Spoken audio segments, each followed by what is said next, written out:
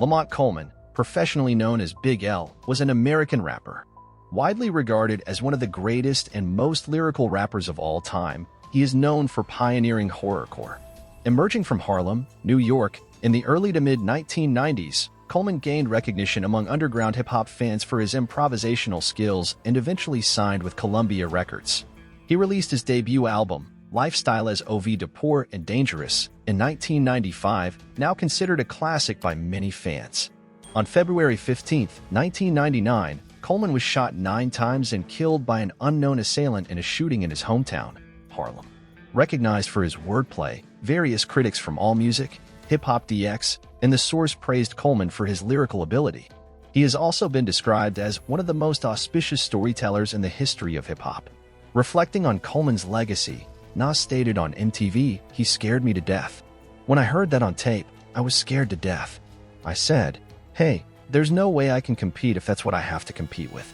Lamont Coleman was born in the Harlem neighborhood of New York City on May 30, 1974, as the third and youngest child of Gilda Terry, deceased in 2008, and Charles Davis. Davis left the family when Coleman was still a child. His 2 older brothers, Donald Coleman and Leroy Finney, deceased in 2002, were Gilda's children with a man named Mr. Finney. Coleman received the nicknames Little L and Mont as a child. At the age of 12, he became a big fan of hip-hop and started freestyling with others in his neighborhood. In 1990, he founded a group called 3 the Hard Way, but it quickly disbanded due to lack of enthusiasm from the members. The group consisted of Coleman, Doc Ream, and Rodney. No projects were released, and after Rodney's departure, the group was renamed 2 Hard Motherfuckers. Around this time, people began referring to Coleman as Big L. In the summer of 1990, Coleman met Lord Finesse at an autograph session in a record store on 125th Street. After freestyling, Finesse and Coleman exchanged numbers. Coleman attended Julia Richmond High School. During high school, he participated in freestyle battles in his hometown. In his last interview, he stated, "In the beginning, all I saw was me battling on every corner, rhyming in the hallways, banging on the walls, rhyming for my friends. Occasionally, a house party, grab the mic, a block party, grab the mic." On February 15, 1999, Big L was killed at the age of 24 on 45 West 139th Street in his hometown of Harlem, after being shot 9 times in the face and chest in a drive-by shooting.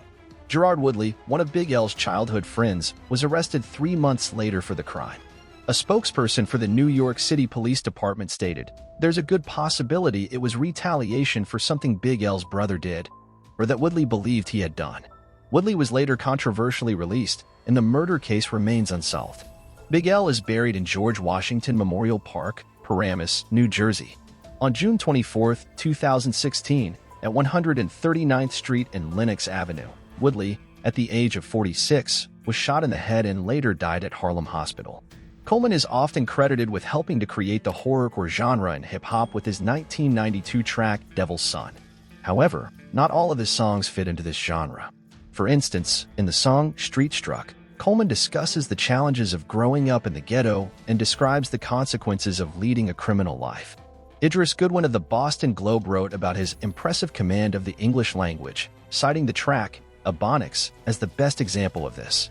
He was notable for employing a rap style called compounding.